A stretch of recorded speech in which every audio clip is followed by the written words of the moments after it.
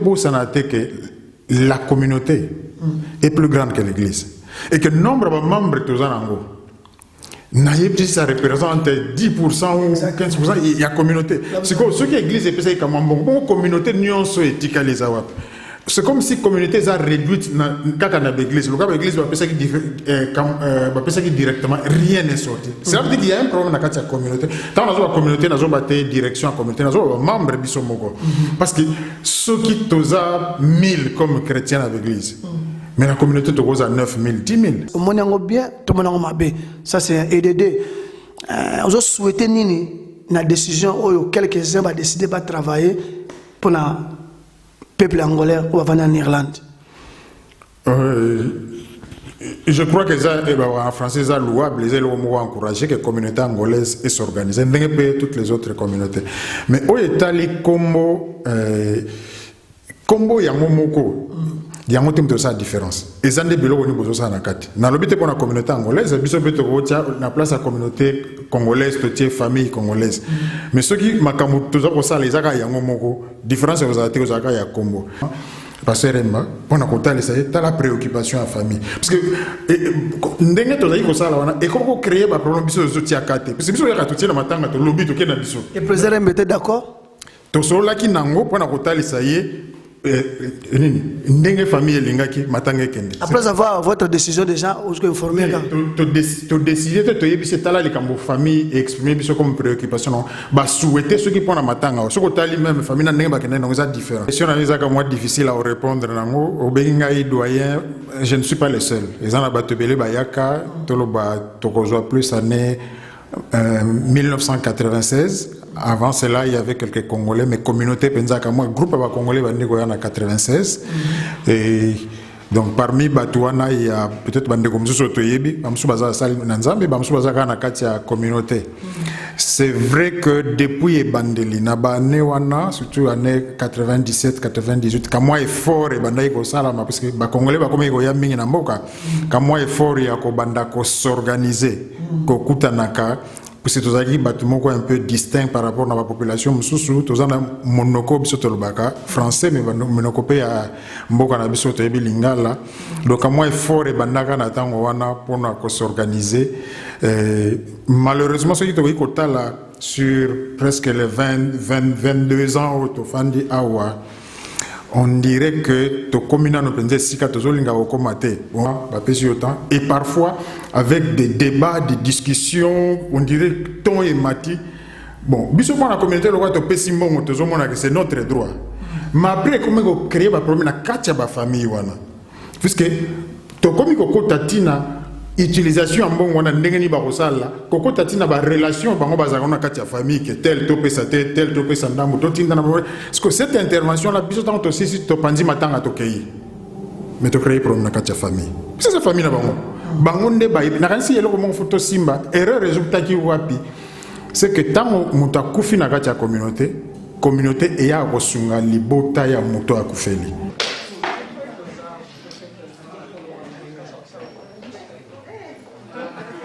Fonctionner ça ressemble à quelque chose et dans cadre étant donné que l'église est solide, c'est vrai que l'église moi kanga même sous ces alliés quand même, est-ce qu'on ne peut pas aussi causer un peu plus na il faut réfléchir sur le rôle de l'église dans la communauté parce que c'est là qu'on trouve les membres ndenge collaboration avec l'église et le connait ça pour que peut-être comme moi expérience église en général les anango peut-être comme moi masso église les anango bao baza d'origine congolaise parce que na église na biso zaka na ba congolais ba tabambo comme biso pe bazali comment est-ce que tu ko quelque part pour réfléchir ensemble pour faire avancer et locaux les communauté c'est pour notre intérêt à tous.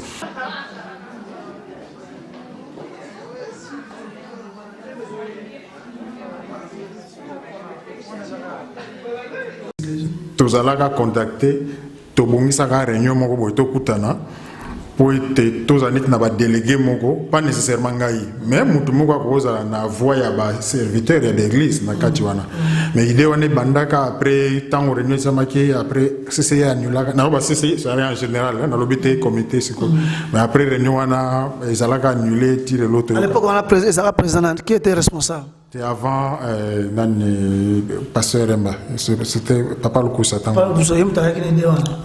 idée à inviter l'église cause à la carte quoi. Donc ça tu as évité idée en gros parce que ça c'était idée à retirer sorte à conseil d'administration mon gros nakati. Mais ça qui vrai de bon est-ce que y a beaucoup faire par rapport à quoi? Puisque La raison c'est quoi? Na tori ko yeba tezaki idée ba bengisa biso. Bonjour et bonsoir fidèles internautes. Elle sent d'Irlande, chers internautes, tu es na binoto me kosola muke parce que les toi à devant l'église de la grâce au moins là derrière Simalangai, toujours tu n'es pas responsable de l'église de la grâce, tu me kosola. Tu es banini ya makasi oza ko passer na kati ya communauté, tu me kosola note que pasteur serviteur de Dieu, tout ça pas quelque chose de retourna. Je demande à tous les serviteurs de Dieu, nous merci d'avance, nous va accepter que ngana sola na bango. Tu me passer na kati ya micro, tu es banini, il faut sola na kati ya communauté. La communauté a besoin de quelque chose de soutien de toi et de moi, de vous et de nous autres. C'est très important dans la communauté ensemble, c'est ça que nous avons balingi. Alors nous quand on a quand tu me devenir pasteur tu es ba makambo makasi nini oza kiweza le kana la communauté ba na rôle à jouer, on a rôle à jouer quand même ils ont bien ou bien bazang ba pasteur on va s'occuper de l'église ou bien la communauté. Mais attends que moi votre juste nabi que être pasteur, je crois d'avant, aux responsable de la communauté. Alors la communauté a besoin de tout le monde. Ce qui m'a besoin comme ça, tout cela m'a tout, je vais expliquer. Aujourd'hui, les 14, tu vas continuer, tu vas bannir le pasteur Luki Yvon parce que Aza parmi les anciens, on est de la transparence. Mais tu reçois mais tu reçois la moto et banini. Tu reçois la carte, nana linga sala mabe nana zo ya na kati mabe nana linga ko détruire communauté bena zo ya mulimo ya séparation na kati ya communauté mais ya makasi ezaki yo na ngai toyeba nini photo sala ndeko va na kwa ndeko ta musika landa ba question na rotuna pasteur Yvon Luki to me koyeba nini oya kanisa rapport na communauté nini oya kanisa rapport na les autres pasteurs pe nini oya kanisa na bato azona division pe séparation na kati ya communauté. Merci Nabino toujours derrière caméra Rodrigue Waiki to ko na kati ah, tu as l'église de la grâce, Dublin, je passe le qui vont. Merci Nabino, tu goûtes na kati.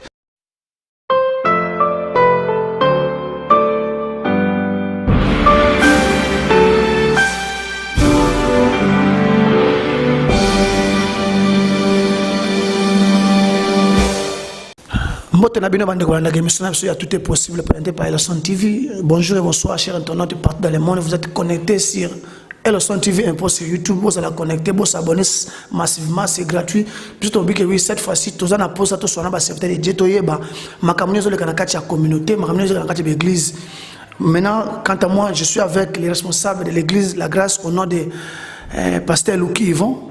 Vous allez me cambier l'église de La Grâce, on a Dublin, Irlande. Tu es côté là, tu me conçois des questions. Avant que tu puisses te faire changer comment tu évites parce que nous sommes pasteur, comme prophète, comme apôtre, comme apôtre, donc bagrade de Mathie, tu évites, tu peux ce micro. Après ça, tu seras à la place où tu évites que pasteur. Bonjour, bonsoir. Bonjour. Comment on a, s'il vous plaît? Comment on a Yvon Luki. Nazali, pasteur responsable de l'église La Grâce Christian Assembly. L'Assemblée chrétienne La Grâce à Dublin, en Irlande. La Grâce, c'est sali depuis. Vous allez premier pasteur de l'église La Grâce, vous allez deuxième. Vous allez Tiki, après ça, Kako Mukolo, Yosu relève. Nazali, premier pasteur, tout ça il y a à peine 20 ans, ce qui est beaucoup mais peu aussi à la fois. Naza pasteur et puis Nazana ba ndekomusu baza pembe nangai ba ministre et puis ba ndekomusu so nzamba tia pembe ni pona okosunga na okamba musala nzambe. Donc tu vois que La Grâce c'est allé 20 ans en Irlande ou 20 ans en Europe. 20 ans en Irlande. 20 ans en Irlande. Merci cher restaurant, je suis avec le pasteur Luki Yvon. On va essayer à kota kati kosola nini oto yeli kolukaye. Tant que moi, avant de la question, merci pasteur, na simplicité, na yoko accepter l'invitation nabiso. Question de Bosso Zali, pasteur, on m'a expliqué biso tant que doyen premièrement. Est-ce que communauté congolaise ou les Anakacha Irlanda, yo mo narango, selon ma communauté tambola, on a tambola bien ou bien tambola na kokoso. Bon, question à moi difficile à répondre. Au Bengaï doyen, je ne suis pas le seul. Les gens batebele bayaka, toloba tokozoa plus année 1996. Avant cela, il y avait quelques Congolais, mais communauté penzaka moi groupe à Congolais bandiko en 96. Et Donc parmi Batouana, il y a peut-être bande comme ça Sotoyebi, Bamsou Baza Sal Nanzambe, Bamsou Baza Kana Katia communauté. C'est vrai que depuis Bandeli, Nabane Wana, surtout année 97-98, quand moi effort et Bandaï Salama, parce que les Congolais, comme ils ont mis en Moka, quand moi effort et Banda s'organiser, Kokutanaka, parce que tous les bâtiments un peu distincts par rapport à la population, tous les monoko bisotolbaka français mais monoko pe à mboka na bisoto ebi lingala. Donc moi effort et bandaka na tango wana pour s'organiser. Malheureusement ce qui est kota là sur presque les 22 ans au fandi awa. On dirait que to commune no penze sika to zolinga okomate. Bon ici il y a question de responsabilité, il y a motute to ya batute, mais je regarde la communauté en général. Ben fort les autres on dirait mbuma penze zo botama ndenge na notre lingité. Je parle de mon point de vue comme étant membre de la communauté bien sûr. Ce que tant le que oui, aux hommes ils ont comme appelle la santé ce que effort ni autant que papa Yvon Loki bien souci aux aranango que oui le cas pesa un plus pour échanger ce souci na nous on a que évoluer rater. Souci na biso premier zali d'abord tous abasa nzambe. Pour ça nzambe zali bana na yenyo so bat nyoso akela basa l'ensemble. Nous sommes une communauté. C'est vrai toujours on a peut-être que moi mingi mais ce qui te comparé na population irlandaise tous na biso penza mingi était. Ça vaut vraiment la peine, ce serait utile pour na biso cause à l'ensemble ko mais autant pour l'ensemble tout y est pas problème tout sungana kana tango eza difficulté mais tout à la rapé à venir moko to yaki ezaka pona ko lekate to bandi pe ko fanda to bandi ko kola bana bandi ko botama donc il fallait to banda ko s'organiser tout à la présent mais tout à la rapé à venir ensemble c'est vrai before et salami ezana bandi ko ba mi pesa na mosalo etali ko Kamba communauté, toujours CCI mais avant CCI ils ont combo monsieur Zalaki ne bandeli bon c'est le passé les autres ont CCI et faut réseau ça la mana bandeko mais ezala bango ezala biso toujours on dirait que résultat ils appellent nano ndenge singélité bon tous en a kati ya CCIT comme personne na kati ya comité directeur à CCIT ils en a bateau bazo sala msalawana mais comme membre comme bateau tous en a comme expérience na mboka contribution à biso mingi ezali na niveau ya ko pesa ba suggestion ba idée par rapport na ndenge nini mosala éventuellement et ko ki ko kende ndenge ni communauté to ko tambola nango po ete to atteindre l'objectif eza fixé mais il y a chaque fois selon ma mandat pesa maka un comité qui est à la place bangonde ba kambaka effectivement sur le terrain au Italie communauté na biso mais on a toujours été ouvert na nous c'est que idée au biso de faire avancer la communauté dans la direction où il y a malamu pour que tout atteindre l'objectif où ils ont fixé. Alors, autant que doyen, nous continuons toujours à mon doyen parce qu'on a une expérience. Batu baleki leki belé o président qui ngani azawana timande sila ki parce que ngati ozawana ozomona batona mais yo la place nota que pasteur. Alors, souci il y a papa Lokivon ndenge makamezo ki indépendant ndenge zo lingela te siko na minute oyo autant que pasteur est-ce qu'il y a une communication entre vous les pasteurs de faire quelque chose na ndenge sociaux na ngomona akivité et loko mozo zanga na kati ya communauté ya CCI bilo mozo zanga na kati ya bureau directoire ya CCI et loko mozo zanga souci loko zanga na est-ce que vous avez une communication na ba pasteur mususu qui vont créer stratégie de l'idée de faire quelque chose pour la progression de notre communauté. Ok, je répète encore, nous sommes plus en tant qu'individu. Hein? Donc, nous avons un niveau à établir la responsabilité que faut que nous toté. Et ça, communauté, nous avons des membres de la communauté. Nous avons pour ça payer tambola. Nous avons une communauté, nous avons une organisation, nous avons un progrès sur 5 ans, sur 10 ans. Nous avons un papa et loko ezala quitté avant. Et comme nous avons un loko ezala poussa. Mais dans ndenge to bandaki, on dirait que progression de ça n'a pas besoin singulité. C'est vrai, contribution à biso essentiellement ils allaient à niveau à partager na de kobaza ko kamba ko apporter ba idée mais ceux qui t'ont apporté idée ils ont biso te mto tia na musala ils allaient de bateau baza ko kamba peu importe communauté comité plutôt où ils ont en place ba ngonde ba koye ba ndenge ni ko tia na musala. Une chose est certaine c'est que na point de vue nangai c'est comme si dans un moment où il faut qu'il y ait une réflexion sur la communauté. Sur ça, le mandat. Réflexion ça mara soki yo ozana posa ye azana posa ye kuna azana posa et que c'est zana comité ou dirige ka ngo tango mo ba fandisi bato ba mais tozo mo on dirait que tozo comme penser sika esengélité to kanisa non elo ni to iko sala elo ni to iko bongo la pour te to avancer na repose exemple simple depuis to bandiko ya na mboka oyo.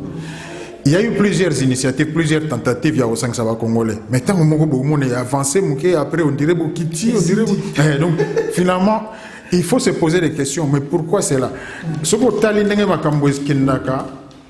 La seule structure, il y a des Congolais. Oye Banda, peut-il le réseau fonctionner? C'est l'église. Les autres Congolais, n'importe quand. Aux ans c'est déjà arrivé. Batou, Bakonjito, Bazolo, Congolais. Aucun autre n'a l'église. Donc il faudrait que quelque part, à niveau il y a communauté, ceux qui ont bien CCI, peu importe comment tu as tout le monde réfléchir, mais qu'est-ce qu'il faut faire pour que tu comme un peu na communauté na bisa kelo mo côté visible tant où ils a que tu as matanga.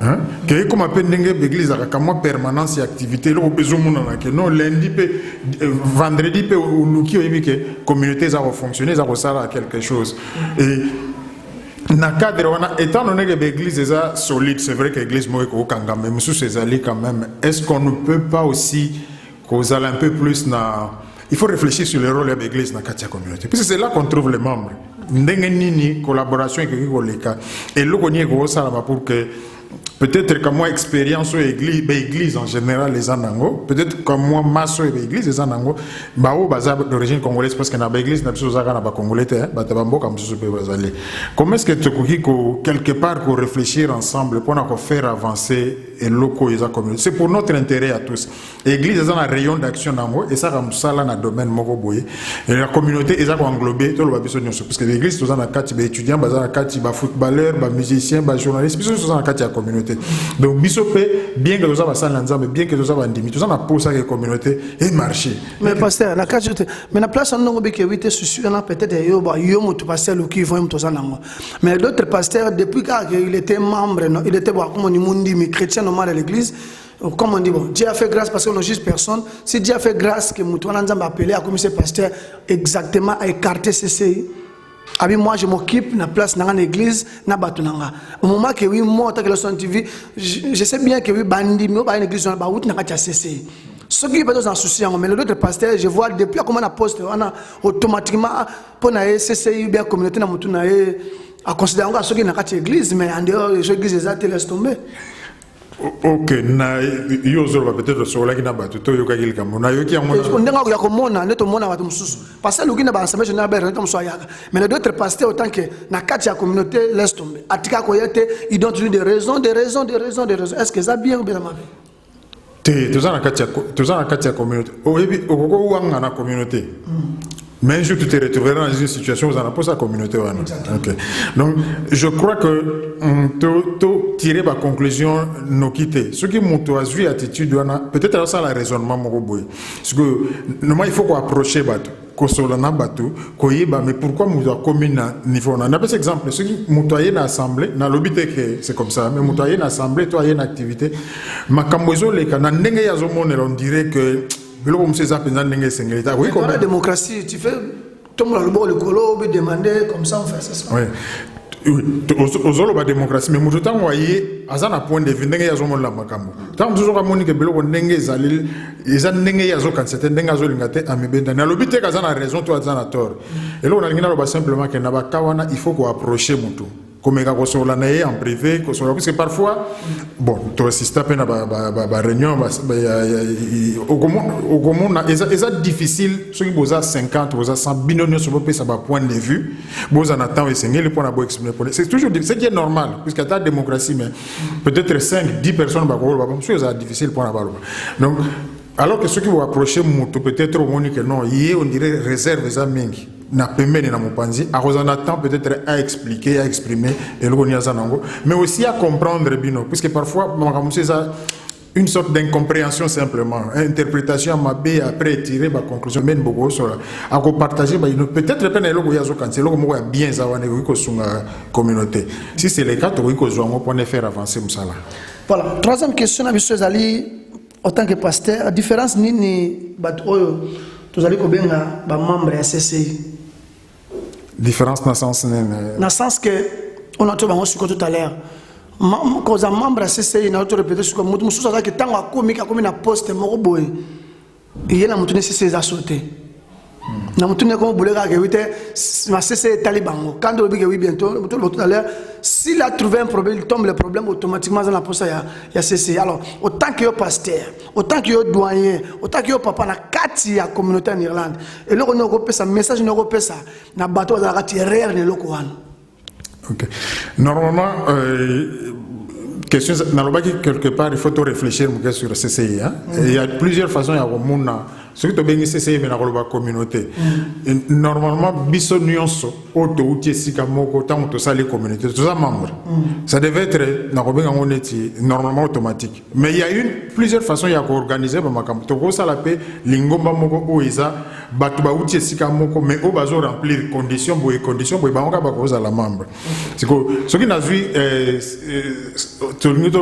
c'est dans sens à communauté en général. Moutonion surtout, il faut s'intéresser à la communauté, puisque ça partie na kati ya communauté wana ceux qui azan na situation azan na likambo tout azan na contribution azan na kati ya communauté mais ceux qui paient communauté wana na organisation nango ezui avantage moko pa ba congolais à cause na mpanzite puisque azan na kati ceux qui loko moko par exemple que nous on appelle si tout ça par exemple pesi mikanda na ba congolais que yo za congolais moko bénéficier nango lo bateke ngana yakate na kozo yango te na kosimba yango te donc normalement mutu nyonso il faut à se sentir interpellé azala intéressé ne loko et zo le kana katia communauté ndenge za structurée parce que question est kozanango c'est que ndenge ni toki kosala na katia structure tozanango pona ko benda batu pona ko approcher batu pona ko na dialogue na batu pona ko sola kana batu ko luka ko kotsa bango na katia vision haute zanango ya musala ya ko 500 ba congolais donc ceux qui tozali ko approcher batu peut-être en privé c'est vrai que c'est difficile ça travail moko lourd peut-être to meka yango to kutana na bechek tout ça là boy simbate mais bechek est découragé bisoté pour ces hommes ça là à longue haleine ce n'est pas en un jour en un mois que tu vas réussir il faut du temps malem ceux qui t'ont échoué est-ce que moyen à changer stratégie zate est-ce que tu vas utiliser batu mususu te d'autres travail ceux qui na kokité. Mais est-ce qu'il n'y a pas quelqu'un d'autre qui peut-être a des contacts faciles? Est-ce qu'il n'y a pas une autre petite structure qui peut aider dans le sens où on a serviteur, PFI?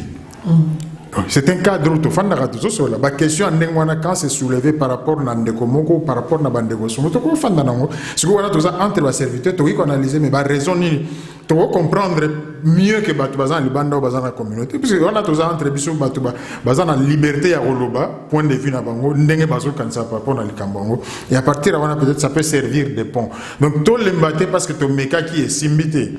C'est pour l'intérêt de la communauté. Ça pour les loter, mais pour la lobby, pour la biso mokate, pour la banane bisope. Alors, merci pasteur d'éclaircissement. Pasteur Yvon Louki a expliqué surtout qu'il y a une question parce que cette fois-ci, na ba que oui tete me ko solo na ba pasteur toyeba na ba responsable de la communauté toyeba nini photo sala. Pour moi mirimiri zo le quatre mois ba leçon di ba bouche l'oreille ezap na me on a esprit à freinage et à blocage makamususu.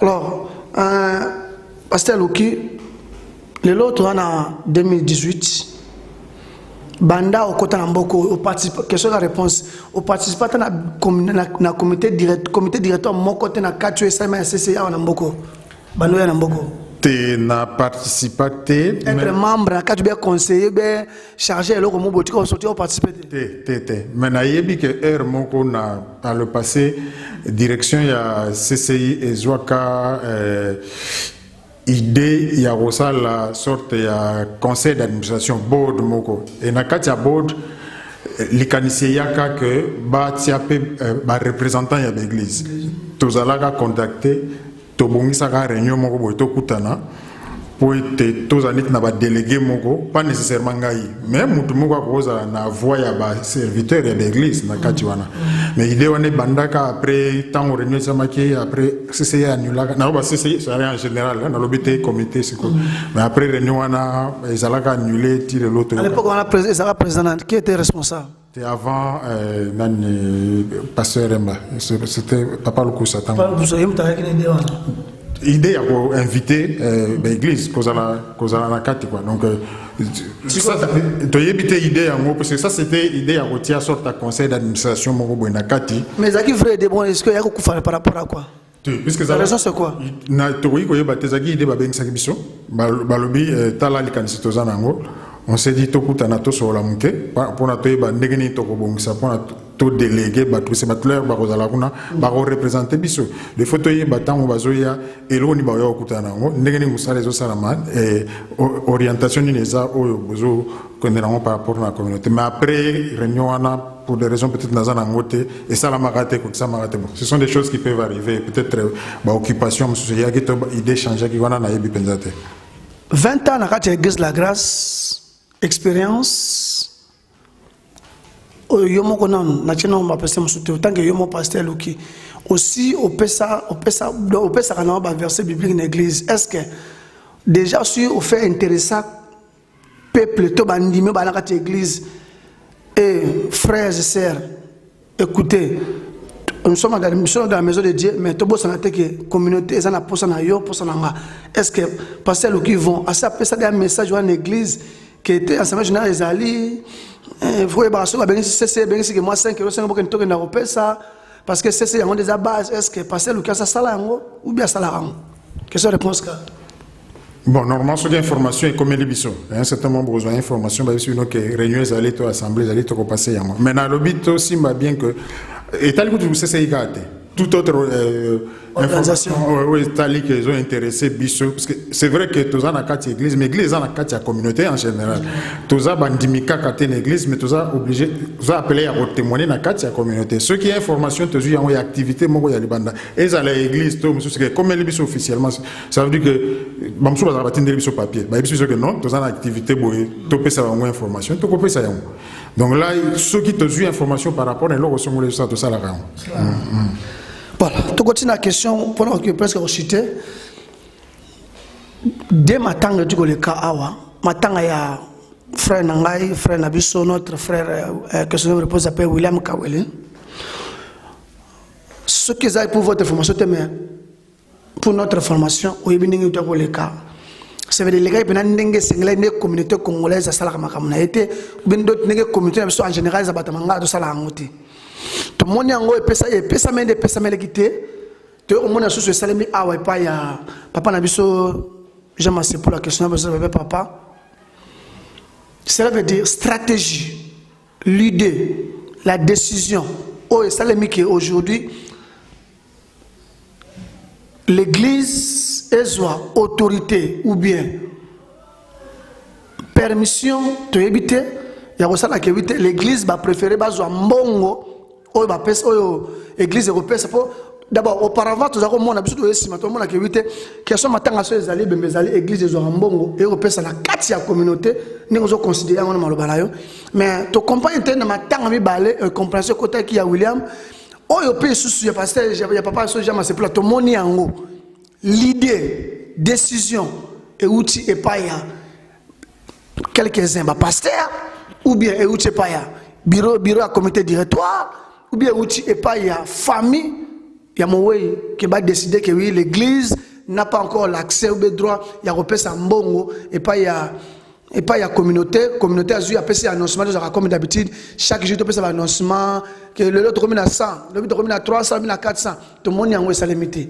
Pourtant que prévenez que papa Jean maman tangane bani tina sur tout ça en église la grâce. On a dit merci à pasteur Luki pour nous flatter, on peut être salle. Alors, l'idée on est utaki wapi. Décision qui a donné l'idée, décision qui est celle ma bon bâtiment surtout au bail qui n'a pas église ah. Au bail qui n'a pas tant on a joué au code maki. Je peux dire 100% dans ma présence, basama 70% ba dessiner le Coran. Pourquoi c'est mis bon? Nous sommes habitués bon alors on a que l'église, nous sommes que dans l'église mais makambo église na pesa ra 10 000 offrande mais pesa mboka matanga na pesa ngate na pesa ra na compte ya communauté éclairci place wana qui a fait que le roi ça bon. OK, question autour na égosenga peut-être ba émission belé pour répondre non parce que toza batu toza mikolo il faut te réfléchir ça rapport à présent tout à la pour l'avenir to bandaki na ba formule ya matanga c'est pas seulement bongo mais ce côté ali ba matanga en général plus tozo poussana plus on va no monde ba no sa maso ndenge sengilité pour des raisons qui sont simplement objectives et l'homme ça les commis partout bato bazaka libre 24 heures sur 24 baso libre te okoya pe matanga boy bato bazaka 5 mais quand les alaki full donc ça c'est une réalité ce qui toujours réfléchir te to anticiper tout monde va cambo avant mais ndenge tendance zo kende boy il faut biso beto changer ndenge to kena matanga sinon te to comme la situation moko boy to fandi pe moto azate ça s'est passé na matanga ndenge to zo robela c'est la même chose pour Nambon et go senga quand er moko to fanda réflexion. Qu'est-ce qui s'est passé na niveau na biso ba serviteur réflexion bandaki déjà ko sala mana o Italie ndenge matanga sala manga surtout au Italie mbongo pas biso to influencer communauté mais ba préoccupation zo utane na ba famille concernée tant que tozaki to ko mbongo to bongisi yo yeba matanga ngona otanga te to bongisi mbongo to tie wana mbongo wana bato ba pesi communauté mu te décider ndenge ba osala bakabola bapesi autant et parfois avec des débats des discussions on dirait ton et mati bon biso pour la communauté le roi to pesi mbongo to zomona que c'est notre droit mais après comment créer ba problème na katia ba famille wana puisque to komi ko tatina utilisation mbongo wana ndenge ni ba kosala ko tatina ba relation bango bazaka na katia famille que tel to pesa tel to pesa ndambo to tinda na parce que cette intervention là biso tant to sisi to pandi matanga to kei mais tu crées problème dans ta famille c'est sa famille là bango nde ba na kanisi yelo ko photo simba erreur résultat qui wapi c'est que tant muta kufi na kati ya communauté et ya kosunga libota ya muto akufeli ceux qui muta ngwa na libota tende communauté union so en main communauté muto azana libota na to ko iko remplacer libota wana te tozo ba décision en matière financière na kombo na bango et na matango toto kutana biso zaki na même situation. Nous nous sommes longtemps entretenus dans la famille pour nous consoler les cambongo. Bah soulever qui préoccupation na bongo, tous passer remba pour nous conter les t'as la préoccupation à famille. Parce que ndenge to zaki ko sala wana et comment créer ba problème biso zo tiakate. Parce que biso ya tout na matanga to lobby to kena biso. Et président mettez d'accord? To solo ki nango pour nous conter les ndenge famille lingaki matanga kende. Après avoir votre décision déjà où que informer quand to décider to yebise tala les kambo famille exprimer biso comme préoccupation ba souhaiter ceux qui pona matanga ce ko tali même famille na ndenge ba kende donc ça différent ba souhaiter en tout cas pona bango makambo kende ndenge wana te et na kati ya masolo to solo na famille ce sont les familles que mbongo neti biso mutazo sambele pa na biso quand la famille dit que non mbongo na ce qui contribution à l'église boya opesa mamuko pa na biso qu'est-ce qu'on peut faire puisque to yende ko sunga bango to zo kunda te to logo tie be bongo biso to te c'est parce que to messana qui déjà na ndenge wana yango to zo mona on dirait choquer biso mais faut to ba na réfléchir est-ce que to ko continuer ndenge wana et ko za la moto monsieur lobi ko ne ko za mwana na yo na pesi na souhaiter te ko za ndeko na yo siko batu ba pesi mbongo bango nde bazwi neti charge ya makambo nyonso na ba décision itali ndenge makambo osala mais yo za wana ba non asa kama mwana ngabi boyende ko sunga ngai boye ko pesa boye ko yede ngai na ndinga communauté nos décisions lelo ekweli ngai lobi ko ekwela ndeko mususu c'est la même chose ko to kendaki na formule wana moko to comment on a normal mais ils ont beau tabac problème et il y a des oui chaque famille ils en a ba secret na ngoza makamu nango parce que biso ko no kota tant to zo kota na ba média ndenge comment lelo bino bozo kanisa boza ko arranger problème awa et banzani na Afrique même baza déjà informé makamu no so ndenge zo alors quand la famille dit non te souhaiter que ndenge ce qui ndenge en tout cas tu vois parce qu'ils veulent pas que tu crées les bango problème à partir de loi yandeko ba exprimer souhait na moto mais et ça bino biso to yendeko sunga bino ce qui to yena contribution ça pour na kosunga bino ce qui bino bo souhaiter que bozo ngomala moko to ko pesa bino to zola ki na passer c'est pas une décision et pas une abiso mais c'est le désir de la famille elle-même famille est ali biso compte tenu à makambo ezobota système wana et comme isko yo tant communauté zo décider bat na bato bazo décider selon ba relation na bango bazana mutu songolo to nini awate kunate tout ça to créer vraiment comme moi poto na kationa mais to kena biso après mataka to kena biso to yebi na biso te ke na si ma famille wana ba comme na conflit parce que le roi biso mto zui des le to tikela bango baza quand même ba mikolo ba décider ndenge ba osala ngo nous prenons les décisions à leur place to comme ko tia ka moi mo bolo et ça ba nungu na katia ba famille c'est ce que nous avions voulu éviter to ngaki makamno sele kana kimia famille ils ont en charge ça mto na bango en Afrique, ceux qui ne doivent pas faire des contributions. Après, en Afrique, on a dit que non, dans le quartier, on a une décision, tu as mis 500 000 francs, si tu as une famille, tu as payé ça, tu as ça, tu as payé ça, tu as dépense. Na kati wana yoki ningo éclairci biso na osana bandeko o pasteur Lucas Zoloba ils ont engagé pasteur Luki na responsabilité na epena a éclaircir pour yo nanga to comprendre quand on bike oui zaka moi na mutu on met ça la melarati na tongo yo na tongo mais c'est tité à redéclarer donc notre système to maintenant on dit que oui mutu nyoso yo pesa mbongo na kati ya communauté zo informer chaque jour ba c'est une stratégie mais pasteur Luki quant à moi na osala tout possible à Luka responsable de la communauté na tout na pour votre information déjà tout na idée à pesi wana déjà malamu to mabe parce que le moins au passé na carte passer Luki balobi que alors idée dans la pesi idée aux familles à pesi ma famille va pesi idée aux familles pesi aujourd'hui le lot et ça dit que par exemple papa ngazana bana 3 4 bazana d'église différent mais l'église on a pesi bambongo tu peux église m'appelle église parce que l'église monsieur décidé que le roi azam de l'église bana montant on va fixer. Tant sur 5 ans, c'est 100. Donc, on va passer à PSI automatique, tout le monde va accepter, puis on va d'accord, on peut s'en monter. Mais comme ici, il y a ça, à la fin du compte, ceux qui vont repérer cette information, qui vont informer la communauté, en public, les quand même communauté a la informer dans montagne en bongo bimio que oui église missi et PSI famille wana qui quoi encore que moi na pas dans l'église monsieur église missi bon église missi bon et PSI famille wana et ça quand même noté na niveau de la communauté na nini na cahier à comité directoire est-ce que pour na yo ils ont bé to malam question réponse il est comme tel, il y a besoin d'informer dans la montagne de le problème est l'utilisation et l'information. Dans le média, on a un exemple facile. Tu as cotisé 12 000. Tu as cotisé dans la famille. Tu as besoin d'information à tenir dans la besoin de 12 000. Ce qu'on a besoin de ça, besoin. Mais il y a besoin de 12 000. Mais 12 000, il y a des dépenses. Mutapoto a combien 12 000, ça n'a rien. Mais en Afrique, il y a 12 000. Ce qu'on a besoin, mais vous créez un conflit. Automatique. Donc, cela veut dire que la communauté qui a trouvé la formule, mais tout éviter un peu comme moi, publicité, il y a des hommes.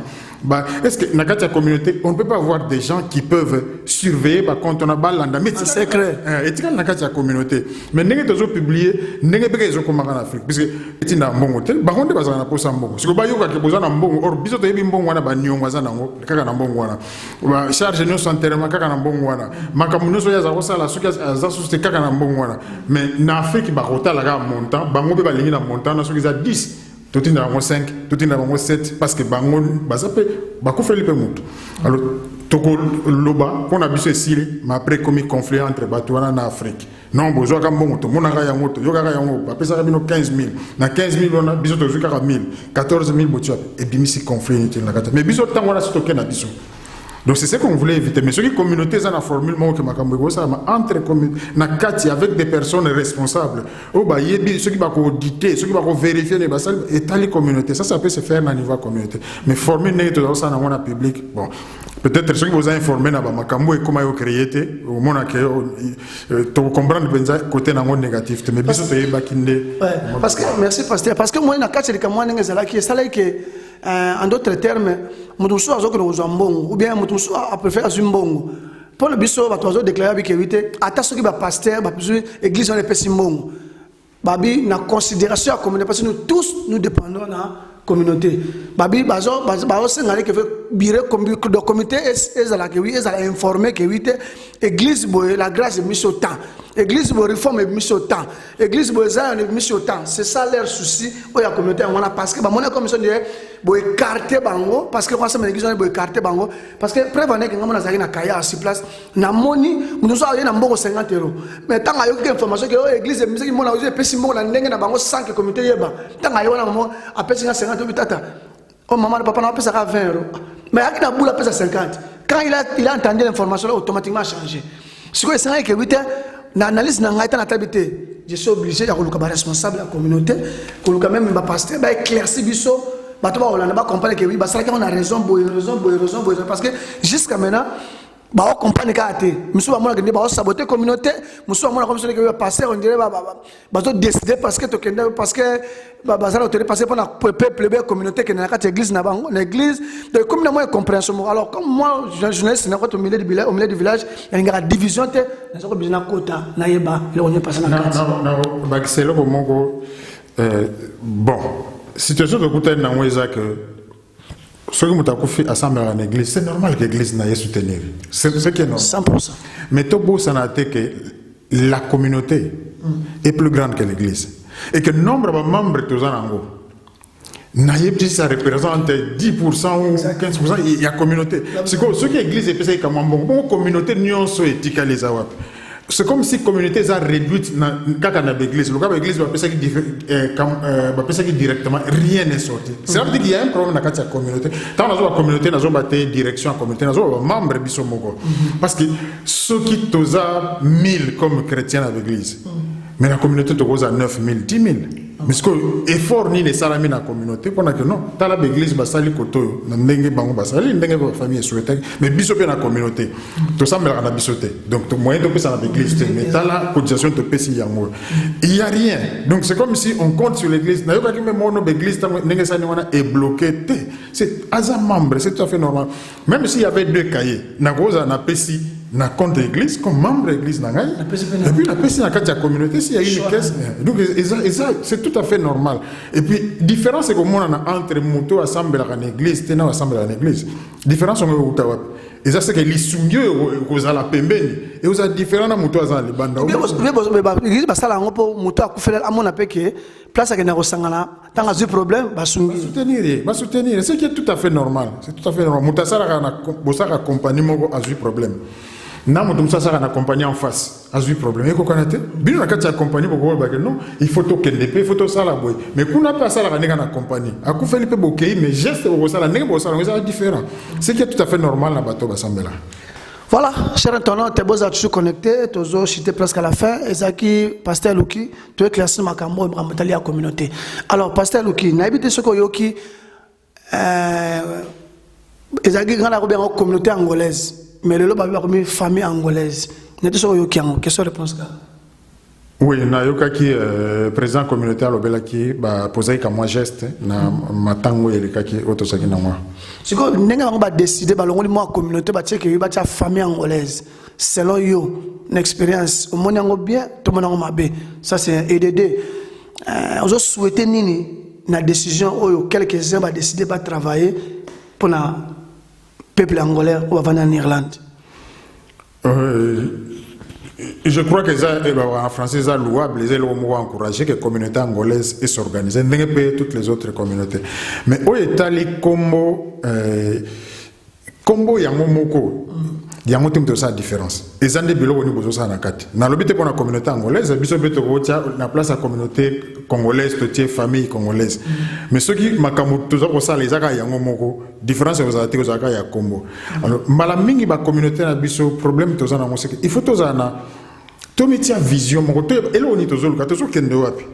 ça c'est toutes nos communautés en général. Peu importe comment tu fais ça, mais tous qui te font ensemble, tu as la direction de ce que tu as les cicatrices de l'unité comment. Je comprends comment on a la ligne tu as pas boy, puis tu as la gauche, et puis boy, abanani baza capable de resunga biso ko kamba biso ko leadership, pour na biso na place to zokende. Andeko boyaza libre, ndeko boyaza capable. Tu tiens bango bango ne ba ko biso. Le problème à Combo, c'est bien, mais ça dépend vraiment ça na et pour dans le bataille importance mais c'est pas ce qui fera la différence. Bandeko basanga sangani ba bon ça peu importe comment on va passer l'essentiel ba avancer le bosso ce qui nous a conseillé au pesa bango ça simplement ba tirer pe ba leçon avec expérience na biso to kuta na ba difficulté to meka to kweya to zonga sima to quel bosso ba tirer ba leçon pour na bango ba kende le plus loin possible ba comme appelle dit pour na biso comme modèle to ba na tala bangolais ba bandi sima na biso tala passer ba sali et au pesa biso courage to avancer. Merci parce que tu as moqué de hôtel parce que tu as chité presque na souka. Cher internaute, tu as une question parce que c'est très important dans la communauté famille angolaise, communauté congolaise de Kinshasa et communauté angolaise et communauté congolaise d'Irlande et famille angolaise d'Irlande et aussi communauté congolaise de Brazzaville en Irlande. Tu as la possibilité de ensemble. Bateau sur la ligne matanga. On peut passer un micro, après ça message à souka pour clôturer. Si la réalité est passée dans la matanga, babi que oui toujours on a des cas où passé qui moins compréhension ne kamboé babi que oui zaki mingi o matanga ya le reina Blachester de Raso William babi que oui ezali kamboya famille na communauté to éviter alors toké o papa j'aime c'est pour la babi que ezali kamboya ba pasteur na famille mais nzokande ezali que oui la décision o famille bazwaki. Je ne sais pas, tu retournes à la responsable de la communauté, il faut même se dépasser à Lucas Bigavite, tant que cela qui n'a pas pasteur, passer à Lucas Bigavite, zonge là qui est responsable de la communauté, à informer qui est.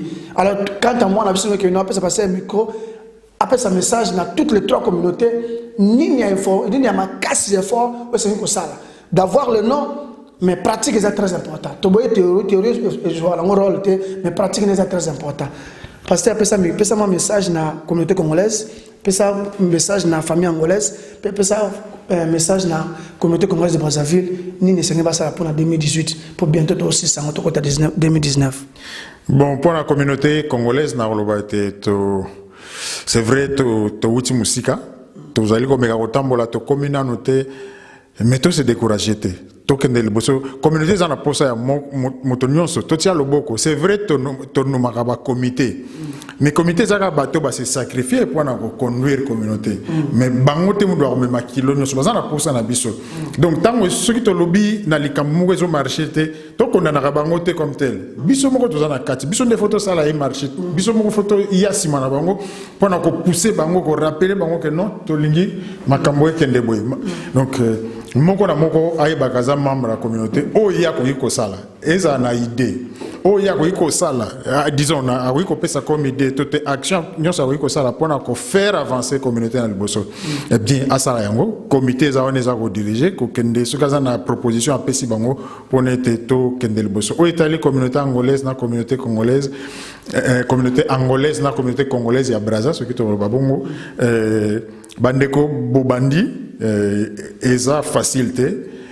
bo kende liboso to sungana beaucoup de biso sur le terrain to zana bomoko to za biso no ba africain to partager avec expérience to sungana na sens ko s'assister mutuellement likamboze pe bangolais ba congolais bazali pa ya Congo Brazza bangolais bazali parce que tous les peuples moko Centrafrique en Afrique centrale plutôt et tous les peuples loko moko kan ça c'est que lango biso ba mingi lingala et lo ba mina ba mboka wana presque nyonso donc communication et kosenga na ba interprète penzate pour la plupart des cas tokoyoka na biso na ndenge ya masolo donc tous a encourager ba communauté utiko banda ba kende liboso na kati na bomoko batala liboso baza la bomoko entre bango na kati na bango déjà et puis baza bomoko na ba communauté muso déjà ko exister et toko komati sika otolingi to koma ko pesa lokomo na biso ba touti na mboka muso supona biso pe pona bana na biso ba botami awa voilà message na ba pesa pasteur Luki pour clôturer une question moi suka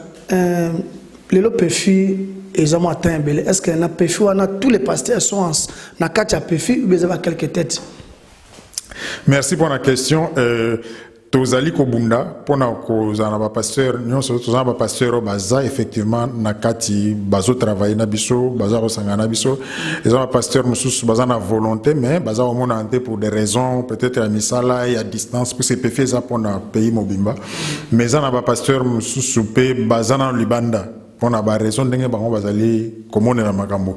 Donc pour na biso appel les a lancé na tous les serviteurs mikolo tout comme ba jeune na kati ya pefi tozo qui peut acheter parce que appel ya nzambe même moi na muka ko ko zanango mais soko yebi ke nzamba benga yo suye ya nzambe zali ke bato no so bazo sala la yeba za na bomoko soki yo za na business na yo za na compagnie oko sepela te ke maçon na peintre baso la kate baloba na kate baza na conflit. Puisque empêcher Moussa de progresser. Au Lukabaza na relation malam. La même chose pour nos États serviteurs. Tous bien après tous en abomoko, tous en rencontre. Je crois très bientôt tous en rencontre. Tous bongisa qui tous solo là sur éducation à Bana. Pasteur Luki, sur 100 le pasteur Namboko, aux amout, aux pasteurs, aux amout. Aux attentes sur nama 2-3 temps sur bosso, la raté beaucoup de ramingité. Bien vous avez tous les pasteurs sur la banque bien. Na wetali ba pasteur ça ouvert na motonyo soto. Il y a pas problème, il y a dans le banet sokozo bana sens il y a conflit ou incompréhension. Conflit moi attends moi vérité parce que les pasteurs mettons sur vérité mo dit me choqué à jouer à longa na église bien kei na te na niveau ya ba serviteur na za ouvert na motonyo so benga bango nyonso mwana muke mukolo peu importe position zaki na moi avant tout ça to ya na witelo ba ke to za na rencontre to kosola sur l'éducation bana parce que makambo zo sala mabana mingi bazobeba pas seulement bana libanda mais même bana basali on a aussi un pasteur ezali bon pour na bandi misuko peut-être moi ma conflit zanga atem ketam bon quand on a bien en conflit bien en compréhension parce que le pasteur tam sous abili kambuwe mutona mo ke ah côté le ngani ata côté ngani moi la so pasteur moni ko mundi mona ke pour moi le pasteur minga so moni mundi bazo compréhension pas mundi mona ke moi pasteur ko mona za na église a bombe na ya bone na mundi mona ke asola na est-ce que ça là pourquoi ils ont orgueil ou ils ont honorifique ou ils regardent mon honorifique. Je crois qu'il faut, mais on a tout reçu, peut-être mon commissaire, je pense qu'on a modindo, tant que tu as ressemblé là, tu as répondu à but mon commissaire. Tu as bien sûr que tu as bien le côté de Luca. Tu as ça en sorte que et si tu as semblé parce que si mbele ko moko église moko to que no ko mona na mokilo makamnu c'est ça parfait ndenge yolingi. Donc il y aura toujours quelque part le moko ezotambolate. Mais Bible ndezo sunga biso pona et si ka yozali mais si ka yozo mona que saleté za wana peut-être présence na yo que aider kolongo la saleté wana et que solution ya ko kima c'est pas vraiment la bonne solution parce que mingi ba kimaka ba bebisi pe relation na bango na nzambe. Donc toza wana pona ko sunga na ceux qui vraiment ka ezali que moto azana problème Bamsou a volonté naïe à moni à une décision finale à roya sur l'église et ça c'est autre chose. Mais ça Bamsou une difficulté to kutana to sur la pona ko ben de kokozong ça une relation ensemble. Merci cher internaute, merci pasteur pour accepter notre invitation. Merci beaucoup pasteur Luki. Et ça c'était pasteur Luki, nabito pe sambo tena ba pasteur pour le monde de la fin. Pour le mois pasteur Bambote Kanenge Zalak. On a passé mbote na pasteur nyonso mais on profiter parce que pesinga micro. Tous en séance to ko na to tinda bien message pour la éducation bana et puis tous en eloko to bengi journée à ba serviteur. Mokolo mongo to kuta na ba salle nyonso ya Irlande na basi na bango quelque part to passer ensemble quand même na kati na bondeko. Tous en moko na kati na Yesu. To éviter la distance, c'est vrai, bah occupation misala, mais à une journée na neto sacrifier on cause à l'ensemble comme basal naï et si kasongo le tokopona. Merci beaucoup. Merci, c'était pasteur Luki avec Elson TV toujours. Votre émission tout est possible. Ezaki pasteur Luki to mega sur la naïe makambo ezaki ozo le rangati la communauté. Tous en aspect à humble, tous en a simplicité, c'est très important. La communauté a besoin de tout le monde, de toi et de moi, de vous et nous tous ensemble. Nous avons l'église de la grâce. Nous avons évité de passer pour la porte de la communauté congolaise de Kinshasa, ici en Irlande, et famille angolaise en Irlande, et communauté congolaise de Brazzaville en Irlande, tous être ensemble. Pasteur Luki a un flair dans toutes les trois communautés, mais tout est la théorie, tout est la pratique. Et moi je demande aussi à ma serviteur de Dieu, Pasteur Luki a tout que nous tous, qui sommes dans l'église, qui sommes source dans la communauté, ou dans la communauté. Donc nous tous, nous devons respecter la loi et les critères de la communauté où ils ont fait ça. Parce que sans communauté, il y a un en réalité, personne ne peut bien attendre monter un bon église de Kobimisa. Mais monter un bon la communauté, c'est tout le colo. Et mais après, oui, pour accepter avec présence de la communauté, ils ont toujours, et puis ça a toujours le quant à moi, je dis merci. Nous sommes connectés à Elson TV en direct. Derrière la caméra, c'était Rodrigue Waïk, de retour en place. Et ça, ma disponibilité à mon salaire, merci à l'équipe, tout est possible. Merci à la production de la Mick Dioka. Merci à Maître Adou Antonio. Merci à Justin Lota, les bourgeois de Dublin. Et merci aussi à Willow Pereira, Babi. Mon grand frère, on est ensemble. Les Cambouango toujours. Les Aliwazes, tout. Merci aussi à Maître Jerry Sangola. Merci aussi à Maman Sylvie Matabisi. Babi, que ça m'a Sylvie Matabisi, et ça passe. Merci aussi à les sages et les plus sages. Papa Gibokwana, on est ensemble. Merci aussi à Maître Samabala Babi. Salon Chekina à niveau à Kavan. Ils ont continué car ma solo. Traditionnel, à l'obéta, Namindé, Nabanoa, Maître Samabala. Si je n'ai pas de ça, on sala. Merci Nabino Bozalako. Merci aussi à ma grande sœur Vimbaki. On est ensemble, la sage qui mérite toujours. Merci aussi à Marceline Dimata, Babi la femme forte. Présence n'est pas paniqué pour la ligne.